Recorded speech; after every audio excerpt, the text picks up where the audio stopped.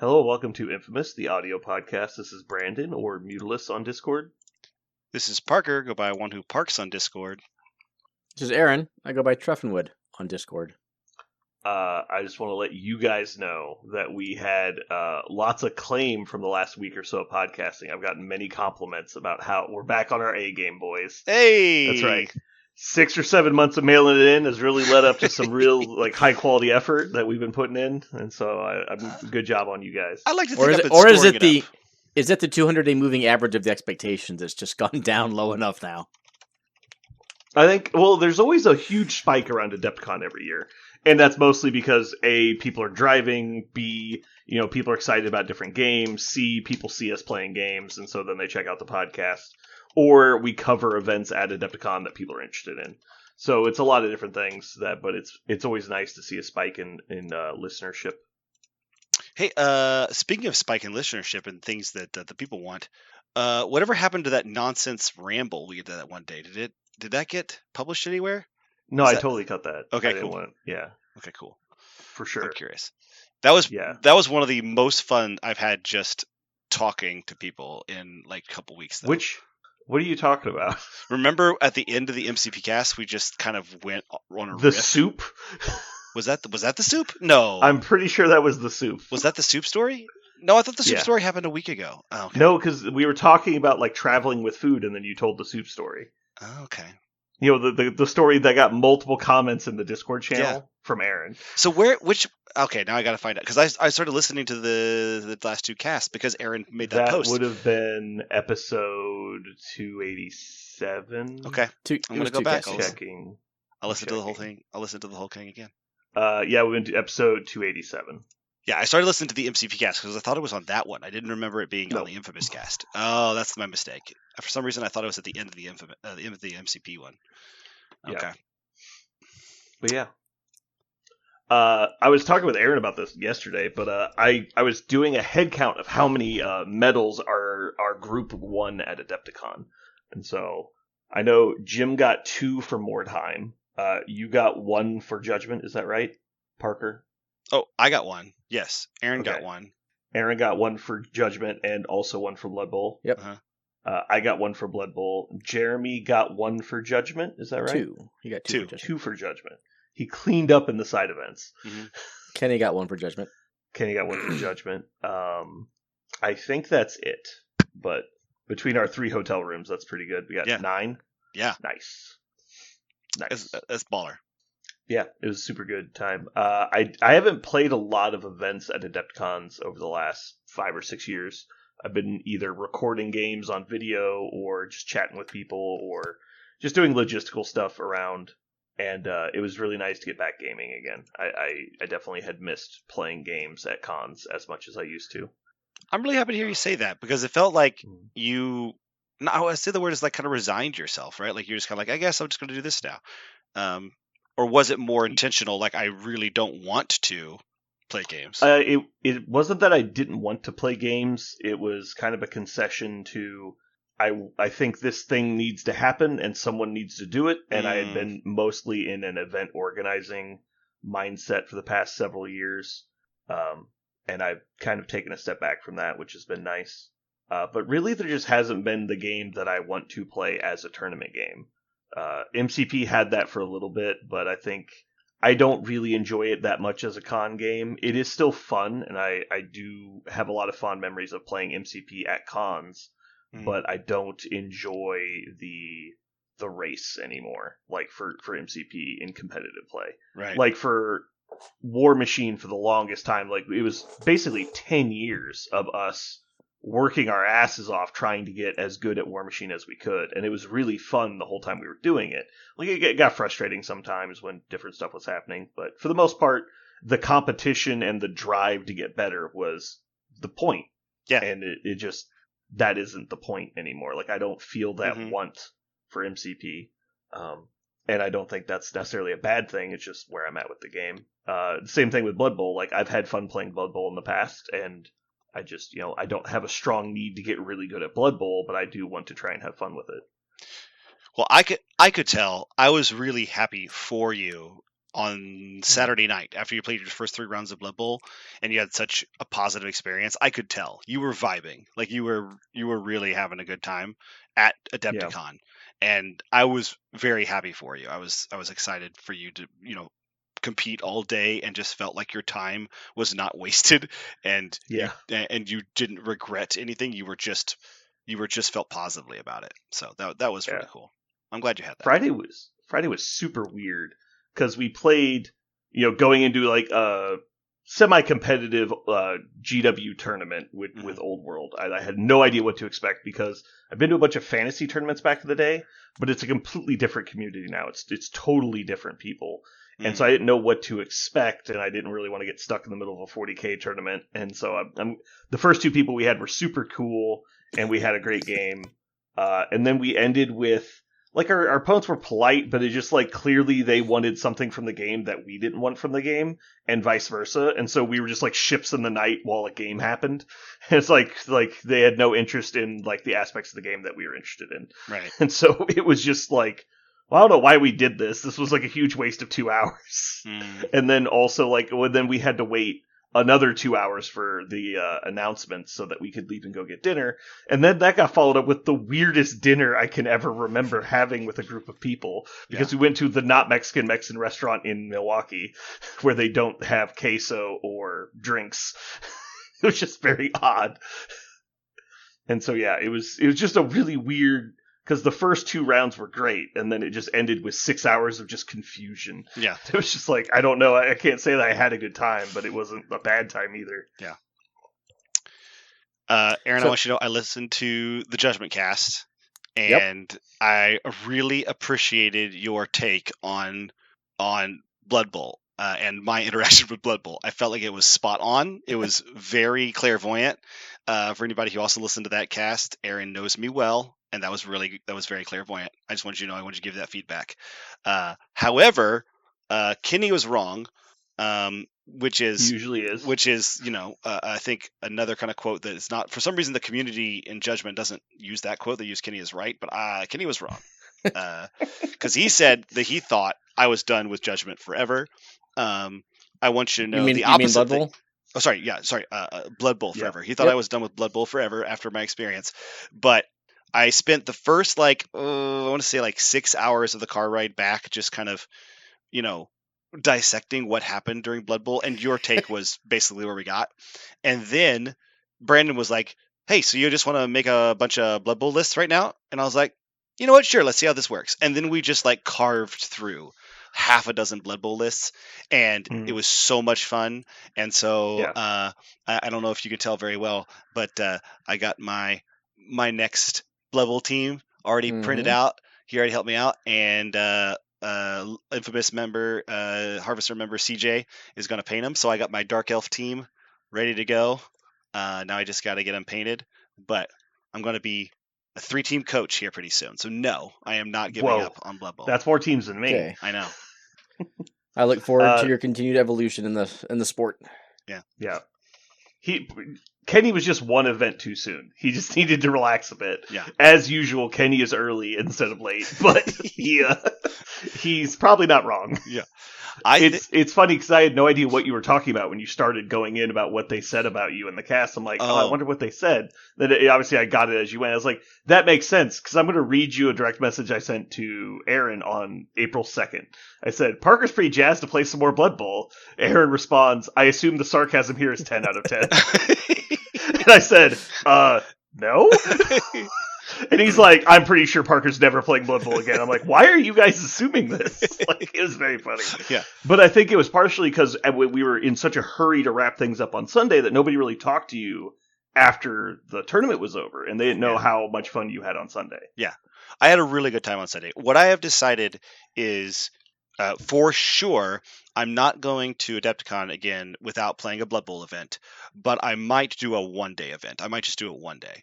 Just do the Sunday? Yeah, just do a Sunday. I think the Sunday was a great amount. I think, or the Saturday, depending upon what other exciting things are at Adepticon. But I think the Sunday would be a great way to close it out.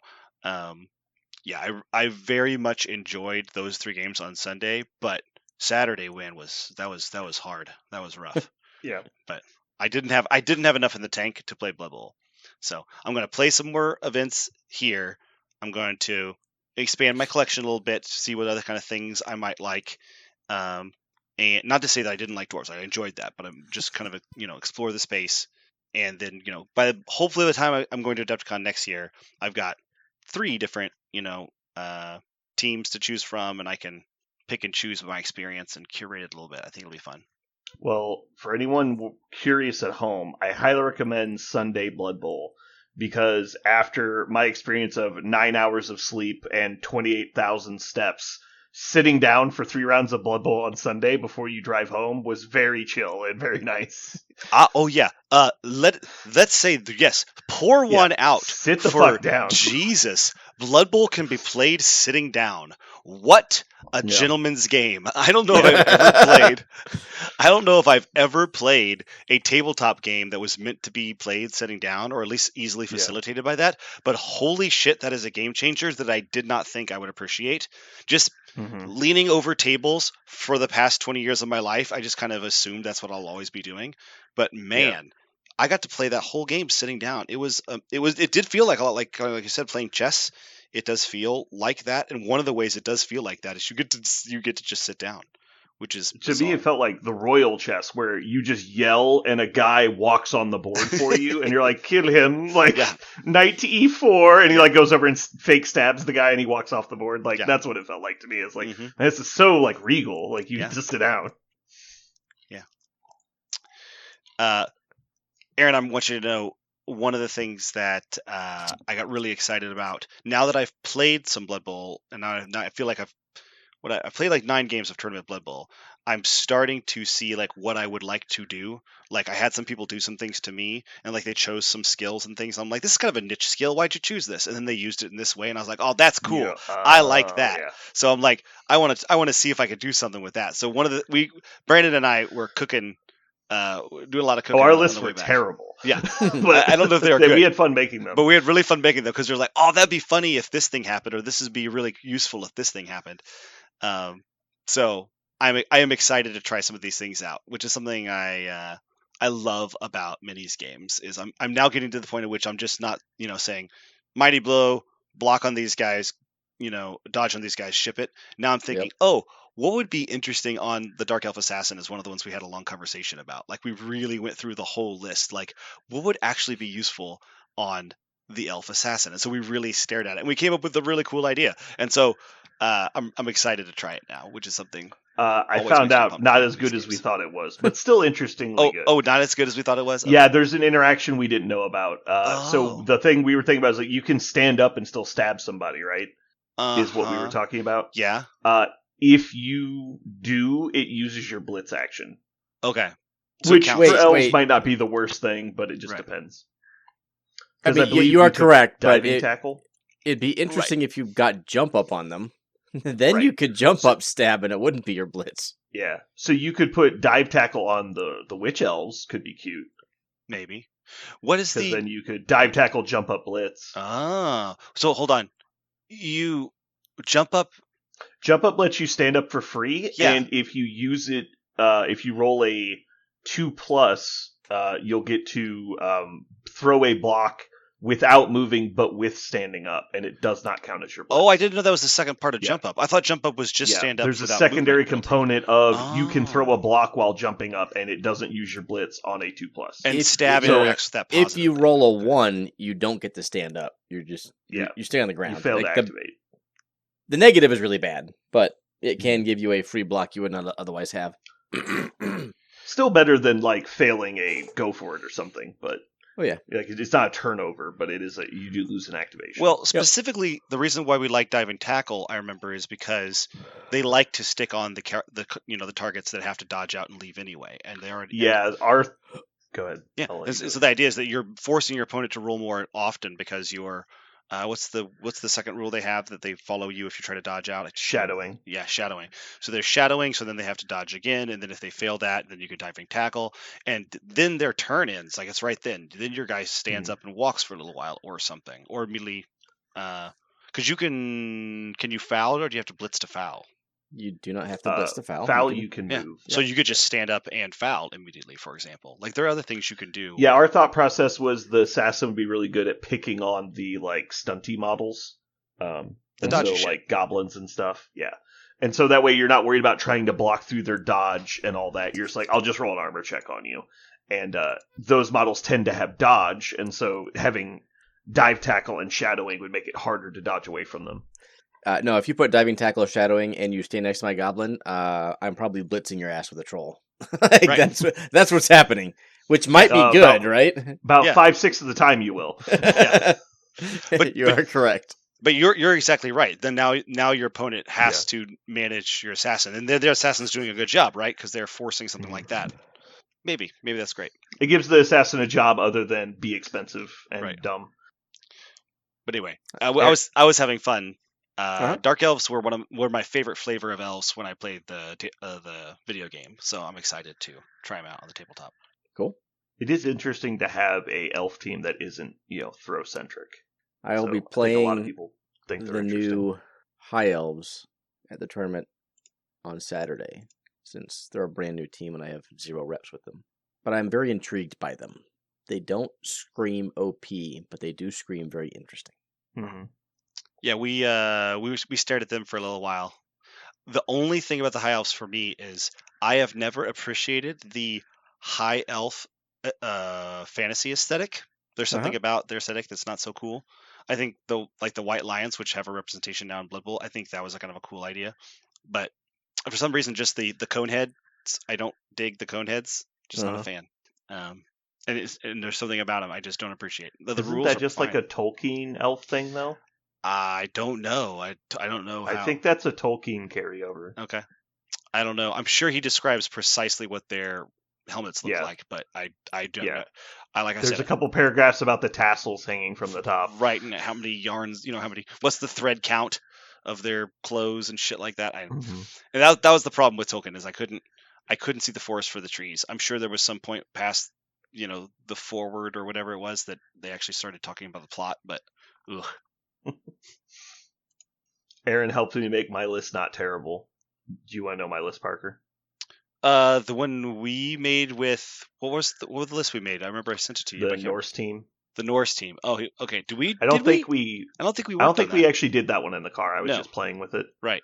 But it's basically all of the positionals, which there are 9 positionals in Norse, which is a lot, and then 3 linemen, which is 12 players. Then I've got 3 rerolls, and so the Yeti. We talked about a lot of different options on that one, but I think I'm going to go with Juggernaut, which is I just want to do a team that wasn't just add block to everybody that you can and then be done with building your team. And so this is really interesting. So Juggernaut's only on the Blitz, but it lets you ignore Stand Firm and Wrestle on the Blitz. And also all of your boat downs count as pushes. And since he has Frenzy, that's good. Yes. Because you just keep frenzying. I have played. The downside is there was another big guy who has Juggernaut, right? Is it the Bull in Chaos or something like that? Oh, I don't think Juggernauts. I don't think Minotaurs normally have it. It might be the Blood Spawn. Okay. I just remember playing with a guy who had it and really liking it on the Frenzy. Yeah. Yeah, Juggernaut's pretty cute. But yeah, the downside is that you have to blitz with the Yeti to turn on Juggernaut, which is obviously a downside. But if he fails his roll, he has Unchained Fury instead of Stupid. So if he fails his Stupid check, he doesn't lose his tackle zones. He just doesn't get to go. He just passes his turn. Then it's the 2 Ulfwarners, which are the werewolves for Norse, and we bought them block because they already have Frenzy and Strength 4. Seems good. Yeah, then this was the part that Aaron pointed out to me that was really great. So the Valkyries, who normally have Catch, Pass, Dauntless, and Strip Ball, you give them Wrestle. And so because of Strip Ball, on either pushes or defender stumbles, they drop the ball. And then with Wrestle, even if they have block, you can take them down and make them drop the ball. Yep. So as long as you don't roll a skull, you knock the ball out. Yeah. And so it makes them really great for that. And obviously they're still good pieces because they've got Catch and Pass, but unfortunately they don't have block or dodge, so they're kind of fragile. Mm-hmm. And then you have enough money left to give one of the Berserkers, which have Frenzy, Jump Up and Block, Guard. And so one of them has Guard. I like that. that. I'm excited to play this team. I think it's fun. Yeah. Are you excited to have jump up when you already have the board? It's just like so you don't have to rely on it. Yeah, I just like the Berserkers. I think they're a cool piece. Mm-hmm. They're basically the witch elf from Dark Elves for the most Right. part. Like they're very similar. But yeah, it gives you 5 frenzy pieces, 4 of which have block, which I think is good. Yeah. And then jump up's just always good. It's never bad, right? And then the 2 beer boars obviously having pick me up, but you're probably only ever gonna have 1 on the field unless things start going badly. I don't think I saw a single opponent play jump up this at Adepticon, but I think that's probably wrong. I feel like jump up could have saved them. I'm not sure. I don't think jump up is a skill you tend to buy. I think you just have positionals that happen to have it. Aaron, do you like jump up or do you say nah? I have probably never taken jump up on a model. Although if I was to take it, it would either be on a wood elf or a halfling team on a treeman. Mm-hmm. That would be nice. Interesting. Because the treemen have to roll to stand up because their speed is less than 3. Yep. Oh, Yeah. shit. Yeah. But it's a general skill, isn't it? So it'd be a secondary for them? It's an agility skill. It's still secondary for them. Yes. Okay. So you're like, I could give my tree block or jump up in the case you knock it down. Although you can do really cheeky things, but then, blitz from being prone with your tree.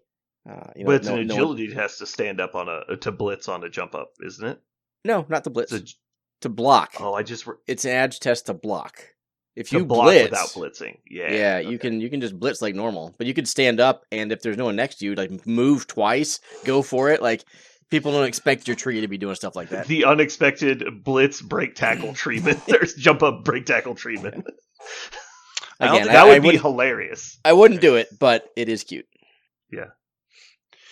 I've never seen anybody play the treemen, but I feel like they are awesome. But I've never seen anybody play them willingly. I don't know why. They seem unforgiving because if you put them in a bad spot or just get unlucky and they take root in a bad spot, it's rough. Because you just lose them basically. You would always play it 2 of them in halflings. Halflings, yeah. And you usually take one in wood elves, although there are wood elf builds without it. I've only ever played against halflings before they got the rework, and there was just no halfling positionals, so they were literally one of the worst teams in the game. They still are, but yeah, all those teams can just go off and murder everyone because they're full of strength 6 mighty blow. All right, Parker, so you're definitely out for this weekend, right? Yes, I am definitely out for this weekend, which is sad, but I am solo parenting, so I cannot. Okay. Do you usually try and focus on the newer teams, Aaron, because you played everything so much? No. It's been interesting over the past year choosing what to play. I will normally take a tournament pack and play what I think is kind of best for that pack, if that makes sense. And if I'm running my own tournament, then I will usually try to run something different. I won't run what I think is the most meta, let's put it that way. Okay. I'll still run something competitive. I'm not going to run dog shit. But no ogres for Aaron? God, no. Never. Again. Did it once. We're done. You only played them once? Yeah. I feel like that doesn't count. Well, 3 games. 1 tournament. That doesn't sound like nearly enough suffering. I don't know what my next Blood Bowl goals are, because since everything is tracked, you could try to get... So, for instance, I want to have above 50% win rate with every team. And I'm technically there, although the data is bad because 1 game didn't get input, so maybe I need to go fix that. 1 game ruins your 50%? Yeah. Oh, if you've only played 3 games, I can imagine that would be the case. No, it's with halflings, and I think I've got like 8 or 9 games with them. Okay. And I am 1 game under 500, despite the fact that I should be 500. Again, a game didn't get input, but that's fine. So I can either... You're selling yourself short by going for exactly 50%. You should be over 50%. I should be. So I could either try to just gradually improve all of my teams, right, because I played them all, or I could pick like 3 or 4 and see how high I could push them. Because I have 4 teams that are actually pretty high up there in terms of like U.S. or world standings. I also don't know how much I really care about that. So yeah. Are you willing to spoil? What do you think is one of the top tier affiliations in the tournament packet that you like, the one you prefer from the current worlds? Well, for example, you played orcs at the Super Bowl, but what would you plan on playing at Euro Bowl? So That's a better way of asking what I was trying to say. Yep. I in fact sent my team my preferred teams, and I will spoil them here. Ooh. Okay, so in alphabetical order, I have 8 teams that I think very happy to play. Ooh, question. Have you ranked them in what you consider to be a power ranking? No. Damn it. All right, go ahead. I mean, I separated these out from all the available team choices. I have not gone through these 8.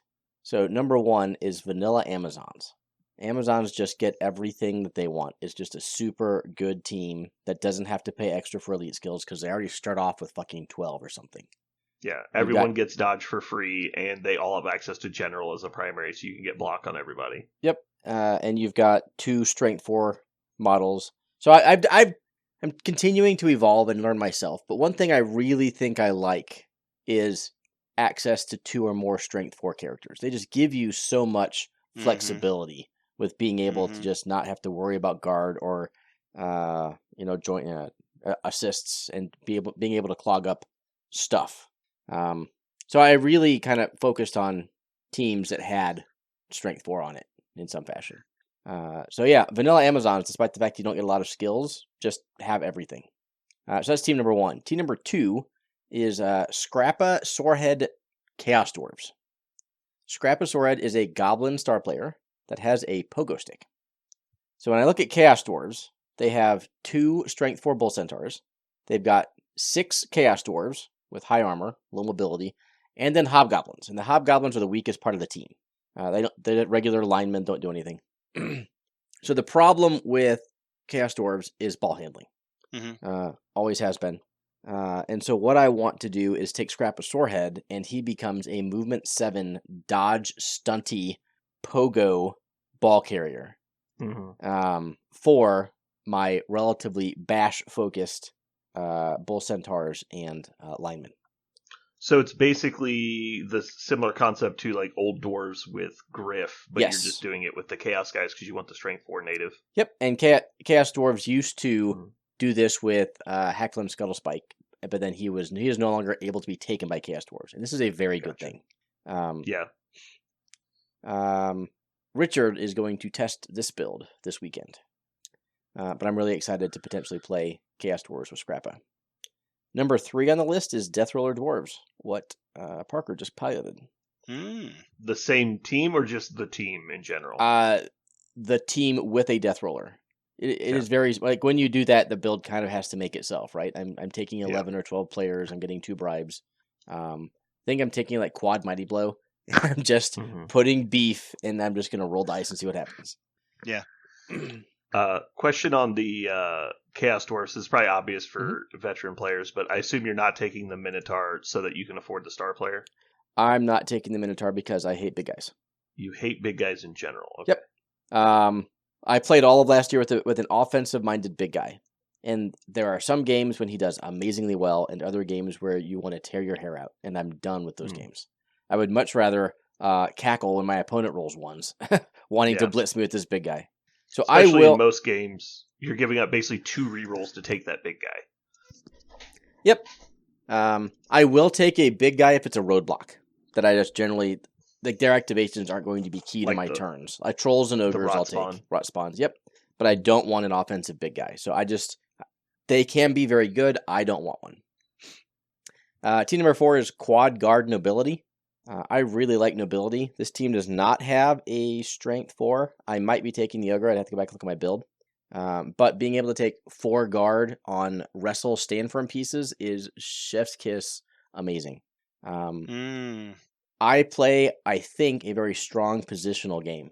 And Nobility is a strong positional team. So I think it's a good team for me. I mean, Fen Stand Firm all over your team is very frustrating. Yeah. Like, it just creates a lot of issues. So Wrestle Stand Firm means like you're not knocking me down and you're not pushing me anywhere. And then those pieces have guard. It's a really good piece. That's interesting. 5 is Vanilla Nurgle, just because Nurgle is so good. I concur. Nurgle seems good. Team number 6 is Vanilla Orc. Same thing. They both have access to Strength 4. They're great right out of the quote unquote the box. Just the team doesn't need a star player or a gimmick. You're just taking a lot of good pieces. Yeah, now that the big in blockers have Mighty Blow native and their speed 5, it just seems like insane how good they are. They are very good, but you only get 2 of them. Anyway, 2 teams left. I have Vanilla Undead. Same. You get 2 mummies that are strength 5. You've got your whites with block, and you get your ghouls with dodge. The team is just super solid. And then last is Tomb Kings with quad Mighty Blow. Yeah. If only they had catch raws, it'd be so unstoppable. Yes. So those are the 8 teams I'm thinking about towards your bowl. And I don't know that they're the 8 best, because you notice that there are no elves on the list. I am not enough player. I would like to get better with elves. It's kind of one of my goals this year is to play more elves and force myself to do it. But I also know that my generic playstyle doesn't really lend itself to playing elves, so why put a round peg in a square hole? What's your plan? What's your plan with the Shambling Undead? Just a solid build, no specific plan. Correct, just a solid build. There's no gimmick. So Undead are the only team that have at least one player with a movement 3, movement 4, 5, 6, and 7. That's how diverse they are. So when you think about, let's say, Lizardmen have 2 very specialized characters. One blocks and one runs around and carries a ball. That's it. Which is good, but very stovepiped. Undead have great linemen with zombies that they don't move fast, but they have high armor. You've got your blitzers that are move 6 with block. You've got your move 7 runners, your ghouls, that start off with dodge. And then you've got the mummies, strength 5, to be on the line and just bash things. Like, everyone does their job so well on that team. It's kind of hard not to just see the value that each positional gives to the team. Yeah. So I guess the reason I brought that up was that I played a Shambling Undead player as my last round of the Super Bowl. So did I. And he brought 5 Mighty Blow pieces because the mummies have it natively and the white blitzers have strength as a primary. So he basically just stacked his team with Mighty Blow. And so I didn't know if you had a plan. Obviously, the team is, you can build it in several different ways, but it's just a good generalist team. I agree with everything you just said. And so I just didn't know if you had like a sellout plan like that, because you were going to do quad Mighty Blow Tomb Kings, so I was just curious. Right. No, I'd have to go through and see what I actually wanted. I guess I can take a look real quick, because I built them all. And then my last question was, would you ever consider Black Orcs for the same reason you just said that you didn't want to do Lizardmen? I think would mean the answer is no, but... So Black Orcs are a yes. The problem is Black Orcs don't get a whole lot at 1120. Mm-hmm. For instance, I've got 6 goblins, 6 Black Orcs, a troll, and 3 rerolls. It's fine. The problem with Black Orcs is you've got way too many goblins on the field. So if I was to play Black Orcs, I would probably take a star player called Varagultur, who is a strength 5 orc blitzer. Very good. The problem there is you go down to, it's 12 players, 2 rerolls, and you have enough for 7 skills. So you're basically swapping your troll in for Varag, which makes the team much more dynamic. I did strongly consider it, and I would not mind playing it. I'm just curious if you would do the 6 Mighty Blow with Brawler on the Black Orcs. No. So the way I've got it, I've got 1 Frenzy Black Orc, 2 Stand Firm, 3 Mighty Blow, and a Dirty Player Goblin. I do like the ability to throw in dirty, or was it devious talents, or whatever it is. The nasty stuff, the bad guy stuff in the goblin aspect. That's always fun. So my undead have 2 Brawler Mummies, a Tackle Blitzer, a Frenzy Blitzer, a Block Ghoul, a Wrestle Ghoul, and a Dirty Player Zombie. And it comes in at 13 players with 3 rerolls. So you've got the extra bench there for the Dirty Player Zombie in case he gets thrown out. Like I said, the team is just super solid. Mm-hmm. Cool. Parker, do you agree with all those team picks? The only one I thought was kind of interesting was, I think, the Shambling Undead, because I feel like the things you said for Shambling Undead could also be said for Necromantic Horror, and I'm guessing it's just the difference is Undead has the mummies, which are absolutely amazing, so I get it. But I wondered, that would be the only wonder is, do you value the Strength 5 over the Speed 8 on the werewolves, just to have 4 different positionals that are good at ball handling as opposed to just 2-ish, like 2.5. I guess whites are okay too. So my Specialist. issue with Necro is that you only get... So Necro is more expensive than Undead. Much more expensive.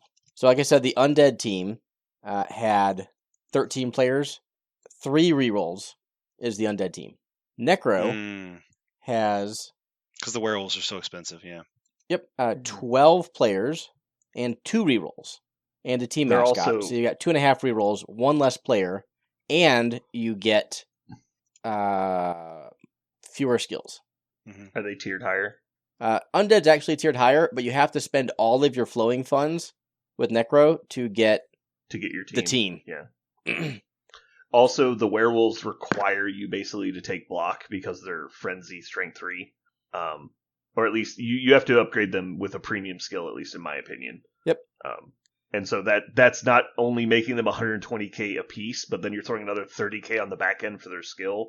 They're 150k for a strength 3 model, which is great in a league. I don't know that's great in a tournament. So I would go, and here's where it just gets ugly, from my opinion. Double block on the werewolves, double guard on the race, because guard race are amazing. And Yes, now they you're at are. 120, you have 40k left, and you have 4 models that want skills. Yeah. Both your ghouls and both your flesh golems. And they all want elite skills, and it's just not happening. So I look at the team, and I'm just giving up way too much. And what do I get out of it? I really get the werewolves. That's all I get. Right. Right? Because the flesh golems are kind of like a mummy light. They've got stand Yeah. firm, but they don't have mighty blow. I mean, the mummy's better, strength 5. So I get to add 2 werewolves on this team, and I give up so much to do it, though. So I'd rather play Undead. Word. Yeah. Having I said agree that, with that, Necro is one of my favorite teams. yeah, I think but- Necros are great in a league format. Or at least in this Eurobowl packet, that doesn't seem very, beneficial for them. That's one of the things I actually really like about Tournament Blood Bowl. The reason why Tournament Blood Bowl is the reason why I'm excited about Blood Bowl is that every single time you get a new packet or you choose a new packet, then teams just immediately start rising and falling, and I think that's super cool. That I really like that the core rules are the same, but the single event you go to can reveal different strengths and weaknesses from those core rules. I think that's adds a level of complexity that I'm totally down for. I like it a lot. I agree. Now, if only I could play the game without smoke coming out of my ears. If only. If I'll get there eventually. I mean, you can get a lot of practice just against the computer if you wanted to just, grind a couple games to get the mechanics down. Yeah. And then to really set yourself up for success down the road, you play on timed turns. That's what I need to do. Is I think I just need to go fast and just let the dice roll and see what happens. That's the other problem. Is I am, like you said in the cast. Timer. Yeah, but like you said in the cast, my biggest problem is I am I'm following the paths, right? Like I'm going down all the paths of possibility, but this game has too much of that. There's too much to manage, and it becomes really difficult. I need to just start the way moving. I've started playing it recently is you basically look at the board and goes like, what would I want to be best case scenario? I want my bulk carrier to be here. I want there to be a cage around him. And you just reverse engineer that and don't worry about doing anything else. Yeah. And then, if something goes wrong along the way, you have to then come up with a way to fix said plan or to adjust your plan. And so you need to be flexible, but instead of doing one thing and then reevaluating every time you do something, it's more like make a quick plan, do everything you can to make that plan come to fruition, and then if something goes wrong, do your best to fix it. Right. But then obviously there's you have to obviously weigh your odds of failure on all your different stuff, minimize risk, and there's still a lot to think about even if you approach it from that way. But I think you said that one of the problems you're having is because I think a lot of your experiences in the video game, which shows you everything, it's all highlighted, and you're having trouble seeing tackle zones. Yes, I am. Because not only are you used to it being highlighted in a big green or red box, but you're also not used to seeing the models on a board as opposed to the video game images where it's very obvious who's a bad guy and who's a good guy because they're highlighted. Yeah. My guys are green, your guys are red. Right. And so when you go to move somebody, you're just like, well, I don't recognize any of these models because you were also like playing a team that you've played twice. Mm-hmm. And so like you're like, I don't even recognize my own models, let alone their models, and everyone's Yeah. using third party models. So you're like, these are just a bunch of people standing in a group, like try and move through them. There's another thing. One of the things that I tend to do in Blood Bowl is I tend to either on accident or on purpose create mosh pits, and Blood Bowl does not reward that. Like a thick melee with like 5 to 10 models all like base to base with one another. That is there are ways to incentivize that style of play, but innately no. Right. And so I need if I do one of two things. I either need to avoid that and play armies that do not like to do that, and so I'm helping myself get away, or I need to play armies that do well in that situation. And Aaron, correct me if I'm wrong, but one of the things you were talking about earlier is strength 4 models do a little bit better in those situations typically because they just have a native dice advantage. Is that like a good way to mosh? Is if you have a bunch of lizardmen or black orcs, for example, is that a time when you can expect that to be more successful? Some combination of strength, guard, and armor. Yeah. That's why I was. So dwarves, orc, lizardmen, black orcs. You really need guard because the problem that you run into with a mosh pit is nobody's free to just get an assist. Everyone's distracted or engaged, and so you start throwing the blocks. You're like, well, nobody's helping anybody because we're all just mosh pitting, and so it's just grinding strength 3 together, and it doesn't really help you. And so if you just have like 2 guys with guard in that mosh pit, not everyone has an assist. And then because you're dwarves, you take defensive. Now their guard doesn't work, so you have a defense against them doing the same thing back to you. Yeah. And so if you're taking guard and defensive, then you can win the mosh pits even with strength 3 models. I think native strength 4 does the exact same thing, just without skills. Also, I think I sold out for the tank maneuver, which made it difficult to spread more guard out on my characters, and so it made it a little bit more difficult to have that. But I could always make that choice later. Anyway.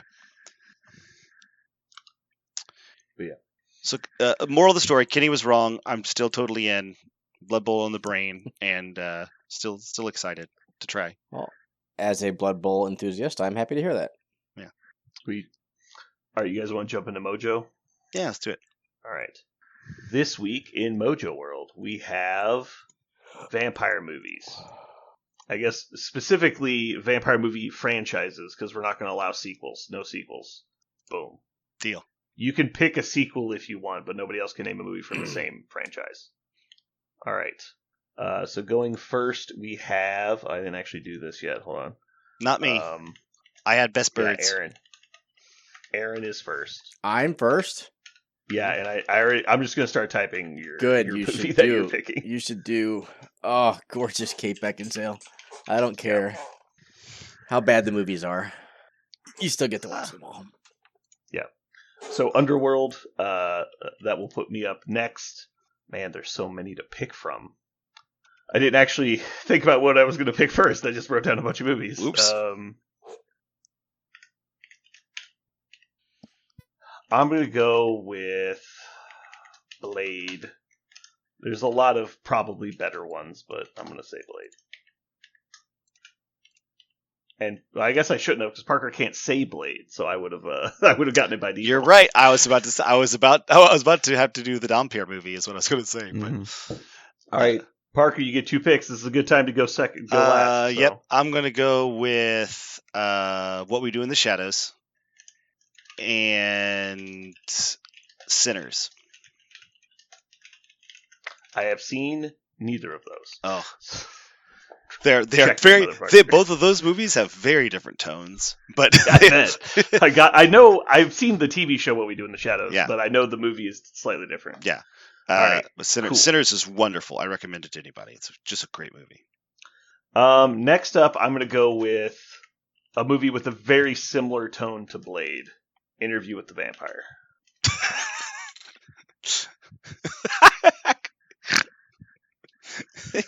Aaron, you're up next. You got back-to-back, sir. Such a similar tone to Blade. Yeah. Interview with the Vampire. Deacon Frost is basically Brad Pitt. Yeah. I don't know what movie you watched. From Dusk Till Dawn? Yep. and Van Helsing. Fuck! That was my sleeper. The days that we fight for Van Helsing in our top picks.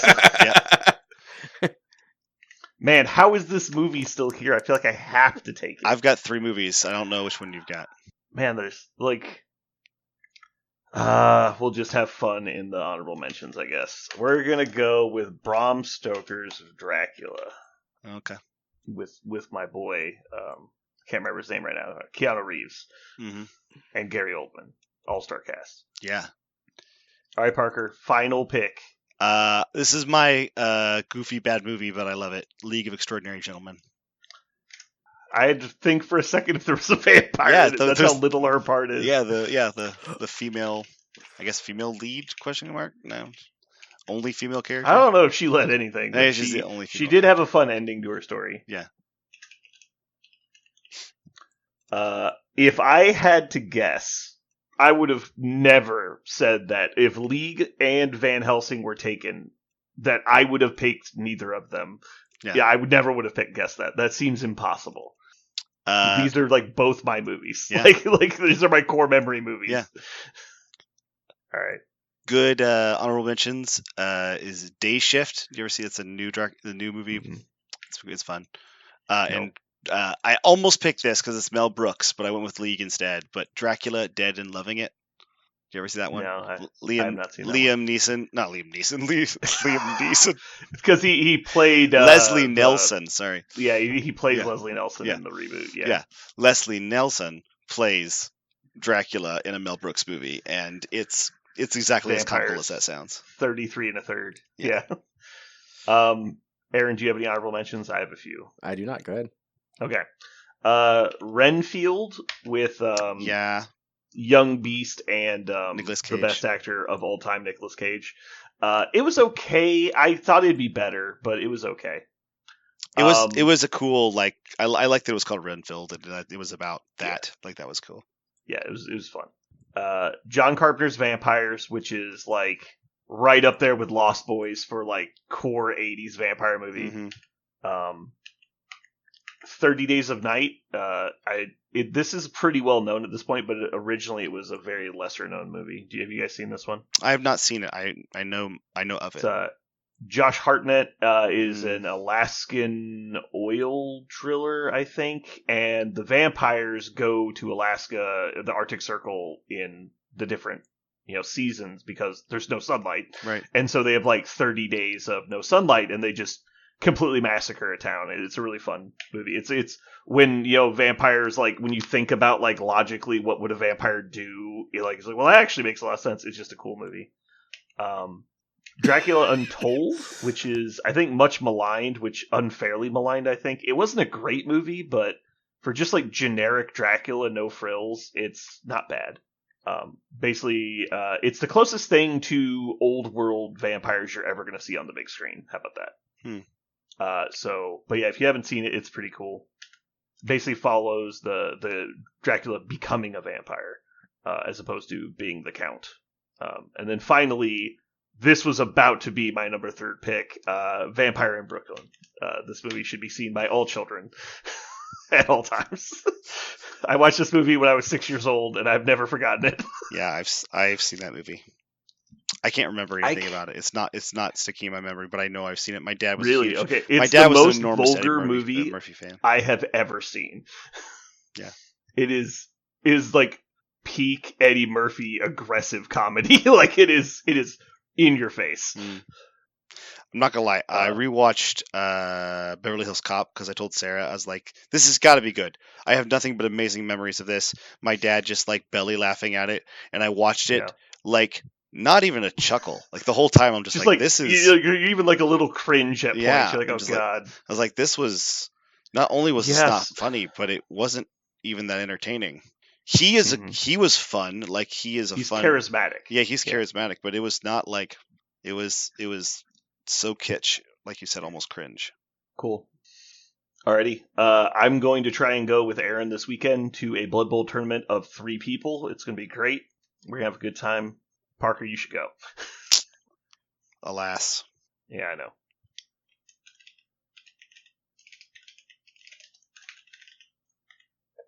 Alrighty. Well, thanks for tuning in, everybody. Hopefully you had a good time.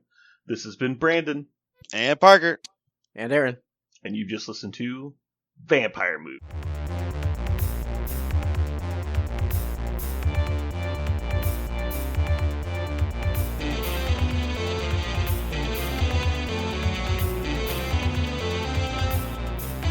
So what are we going to call this thing? I got it. Okay.